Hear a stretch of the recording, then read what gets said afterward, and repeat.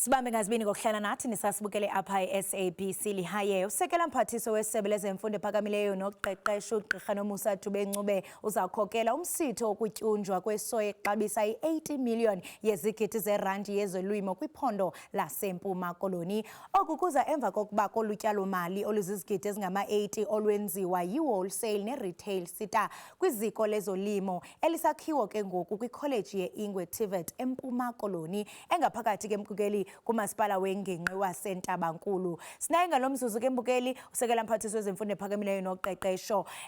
Doc basikubulise sikwamkele apha eSABC lihaye. Sibambe ngazo ngizozibini ngexesha lakho ngalentsasa. Ndibulise kuwena msasazi, ndibulise nakubalaleli. Enkosi kakhulu. Kuhle kakhulu into yokubana nithe nandwendwela nafika nabalilitha lelanga kweli phondo laseMpuma Koloni. Inceda uxelela umbukeli into yokubana ingaba mhlawumbe oku kubaluleke kantoni kwaye yintoni igalelo yayo kwezoqoqosho kweli phondo. Enkosi kakhulu, ibaluleke kakhulu le esizela apha eIngwe TVET College ngoba izawutshintsha yonke indlela esibona ngayo indawo yethu yase Alfred Nzo ngokomnotho futhi nangokwe-education uba kuzawuba amathuba omsebenzi kuzawuphinde kube nenqaso kwi-food security esiyazi uba ingxaki abantu bakithi abanazo indawo zokulima noba abatholi inkxaso zokuthi balime bakwazi uba nabo babe ngamashishini. Enye into ezawukwenzakala ngale project ukuthi izawucreate indawo ezawuba i-hub enkulu ezawukwenza into ze-agribusiness nokuthi izawuphinde futhi ikhulise umnotho walapha eMpuma Koloni njengoba usisho nje uba siyazi uba indawo zethu zindawo zasezilalini and indawo zasezilalini ke ngabe siyakwazi uba sizisize ukuthi bayenze izinto zokulima bayenze izinto ezizawunceda even kwi-economy yendawo ezihlala kuzona. Uthetha apha Doc ngemiba ebaluleke kakhulu o-food security. Ingaba mhlawumbe nilisebe nijolise ukusebenzisana njani okanye nawaphi amanye amasebe ukuqinisekisa ukuba le hub uthetha ngayo isebenza ngendlela eyiyo kwaye iveza iziphumo enizinqwenelayo? Sisebenza njengamanje inkxaso siyifumane kwi-WSETA le bayibiza ngokuthi wholesale SETA and sisebenza ke namanye ama-SETAs anjenge-AgriSETA kusho ukuthi agriculture SETA, i-food and beverage SETA kanye ne-TVET colleges ne-TVET ezikhona apha endaweni yalapha eNtabankulu ngaphansi komasipala weNtabankulu. Umhlaba ke udonatwe ngumasipala iNtabankulu local municipality wadonata umhlaba ihektara ezi-42 ezosetshenziswa ke uba kulinywe kuyo kuzawuba ne-local economic development isebenza nawo umasipala isebenza nabantu bakhona apha endaweni.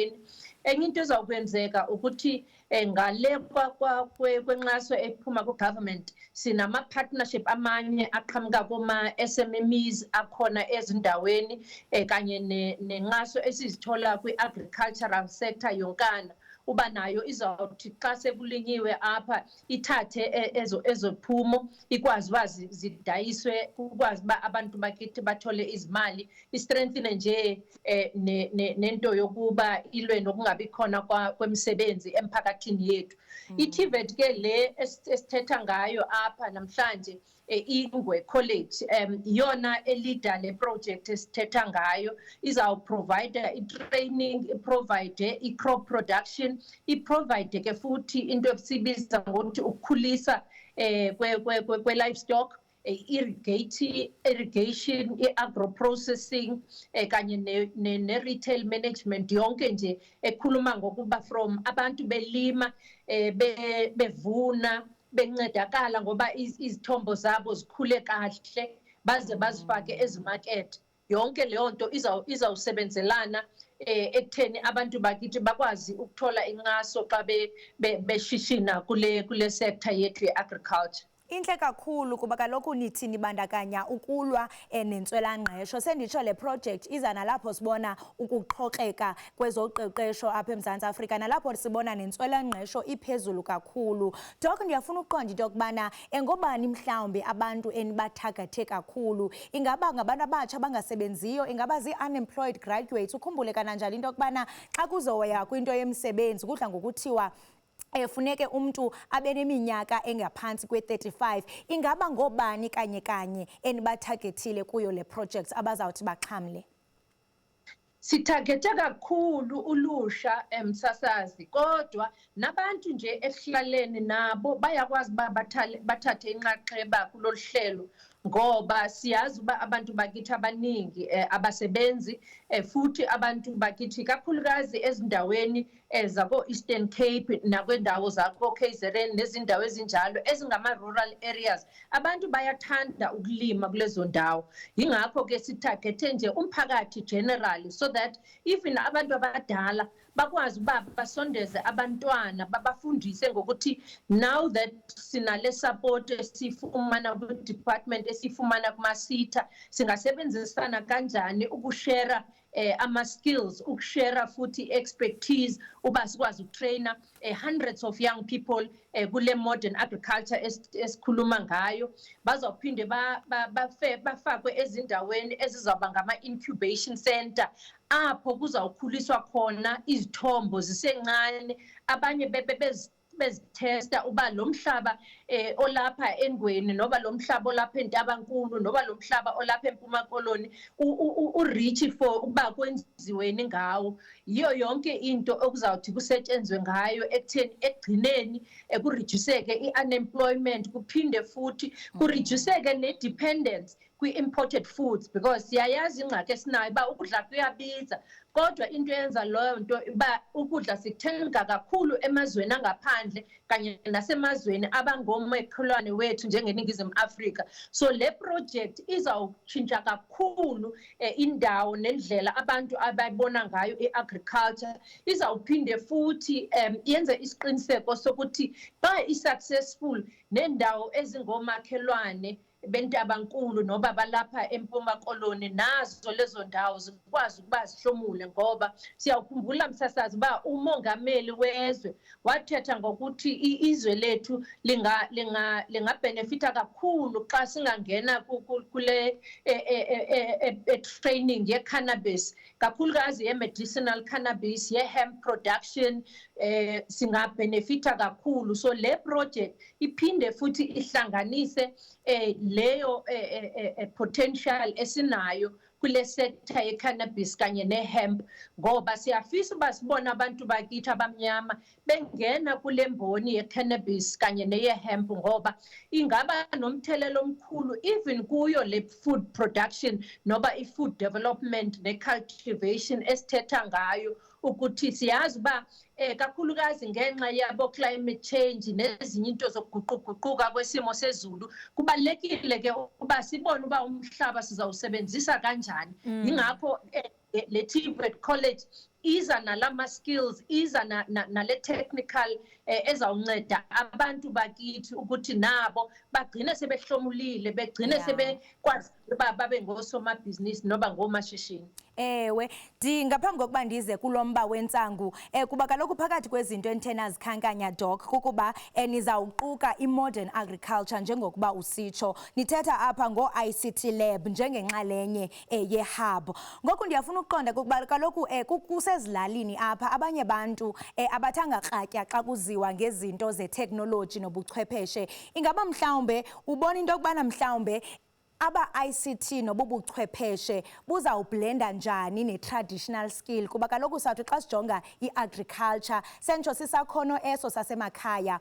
ngoku xa niquka ezochwepheshe ingaba oko kuzawuhambisana njani kwaye kuzawuphucula njani eli candelo? Izawuphucula kakhulu into yoba sifake i-technology indlela ke sisebenza ngayo, ngoba uzawubona uba enye yengxenye yabantu abazotrainwa kuyo zinto ze-drones, zinto ze-irrigations, zinto ze-climate farming, njengoba bendisisho uba ngenxa yokuguquguquka kwesimo sezulu kuyabaleka ke uba sibone uba iziphi izinto okufanele ba sizitshale ngasiphi isikhathi.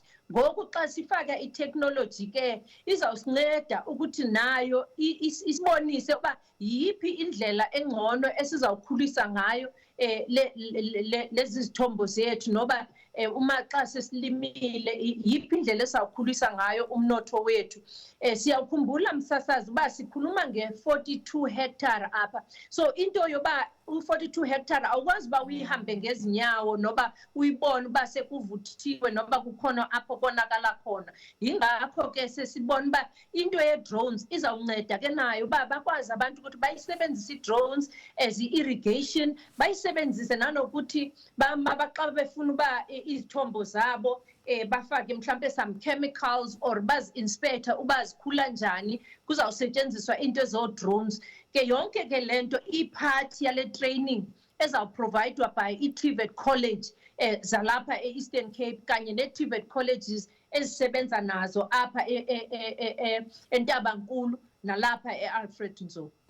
Ngenene nangenyaniso uluntu lwaseNtabankulu lufumane icham kuba kaloku ezi zinto zochwephesho zizinto abazibona kumabona kude, ngoko xa sezifikelela kubo ibe luqeqesho siyathemba into yokubana izoba yinto ezawuzala iziqhamo kakhulu Doc. Ngoku Doc siyaqonda into yokubana kukhona inkxasomali ebekelwe bucala into yobana mhlawumbe le project iphumelele, ixabiso elixabisa phaa ku-80 million rand. Ndiyafuna uqonda wena Doc into yokubana mhlawumbe siyaqonda into yokubana sele nichithe imali epha ku-25% kuyo, ungaqiniseka oko kwaye nje ngicela usiphe i-breakdown yokuba kuzawuthi ga ngoku sele nenze ntoni? Ngoku i-contractor ikhona phayana esayitini apho seyiqalile khona ukwakha le TVET College esithetha ngayo. I-contractor ikhona futhi phaya kwisite apho abantu sebeqalile nanokuthola imisebenzi. Enye into eseyisetshenzisiwe apha yiyo lento yosebenza namanye ama-TVET colleges alapha e-OR Tambo, Alfred Nzo, uba kuqalwe nocwaningo noba i-research ezawuthi incede xa abantu sebeqala belima uba lo mhlaba esikuwo apha e-Alfred Nzo u-right for uba sitshale ntoni. Ngoba sizawukhumbula njengoba bensisho uba ibalekile into yoba singatshali nje noba intoni, kepha sitshale into ezawuhambisana nalomhlaba esikuwona noba le soil ezabe seyitestiwe yabonakala ukuthi i-value yakhona izawuthi abantu baxhamle xa betshala izinto ezinjena nezinto ezinjena. So imali ke seyiqalile isebenza i-research, isebenza even i-construction yayo i-college itself, iqalile futhi usebenza ukuthi isebenza namanye ama-district abazawusebenzelana nayo le TVET xa seyiqalile ukuthi abantwana bafunde khona. Siyaqonda Doc into yokubana mhlambe xa kubekwa isiqamali esikumila kunje kwii-projects ezithile ziye zicollapse ezinye zingaphumeleli ngenxa ye-mismanagement ne-corruption. Ingaba mhlambe nilisebe nawuqinisekisa njani into yokubana le mali kukhona i-transparency kuyo, kunjalo nje ifikelela kwizandla ezizawuba neziphumo kwaye kukhona nento ezawuba yi-accountability kuyo le mali uqinisekisa into yokubana yenza umsebenzi wayo?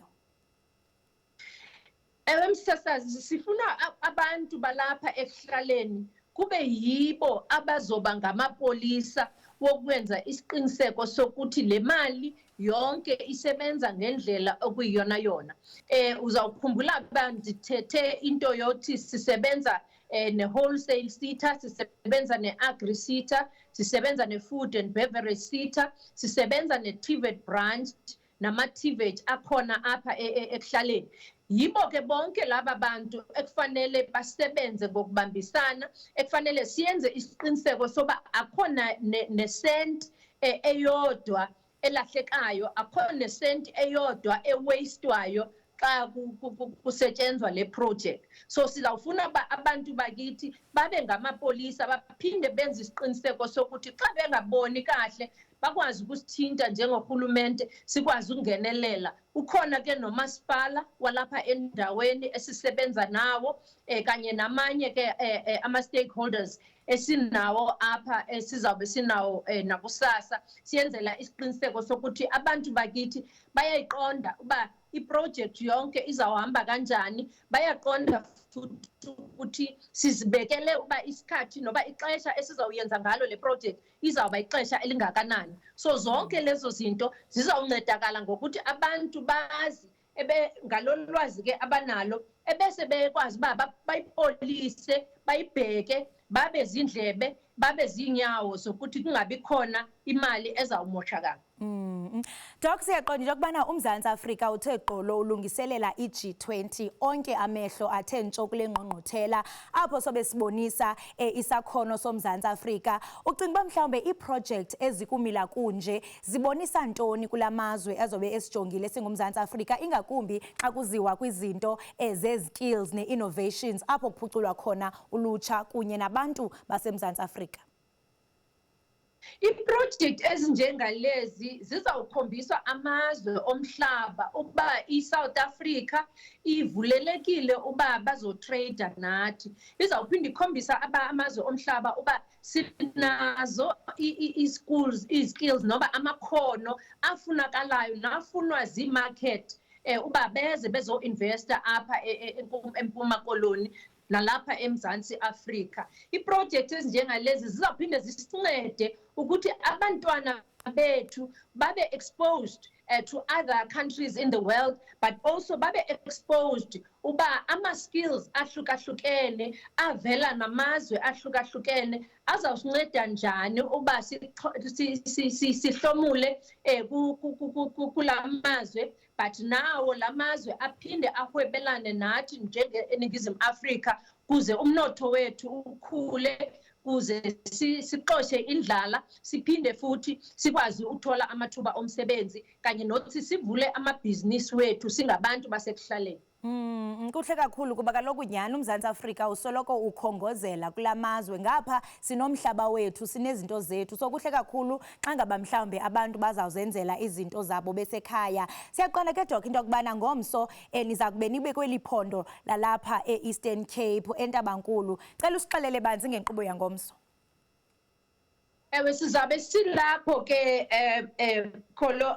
Kholosa endaweni yalapho sizawube sipresenta le project esithetha ngayo eNtabankulu. Sizabe sikhona ngo-9 ekuseni, siyawumema wonke umphakathi uba ube khona uzosibonela, uphinde futhi kube namakhono abazokwazi uba bawahlomule. Enye ke into esizawuyenza uba xa sikhona endaweni siza nama-sitters, ama-sitters azawuphinde athethe nabantu uba eziphi amakhono abanawo njengama-sitters ahlukahlukene. Abantu bakithi bangakwazi kanjani uba bahlomule kulawo ma-sitters. Xa befuna ukungena kwiinto ze-training bangangena kanjani, banga-aplaya kanjani.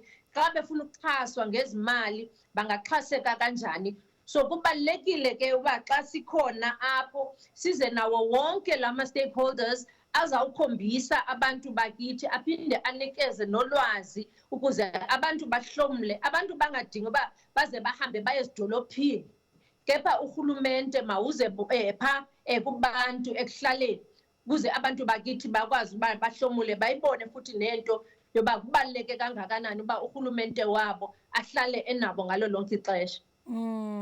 Nathi Doc sinezikhalazo apha e-SABC Lihaye kuba siyakhweleta kuba sisifumananga isimemo sokuba nathi pha eNtabankulu ngo-9 sibe kunye nani. Kutheni nje singasifumananga isimemo siyi-SABC Lihaye?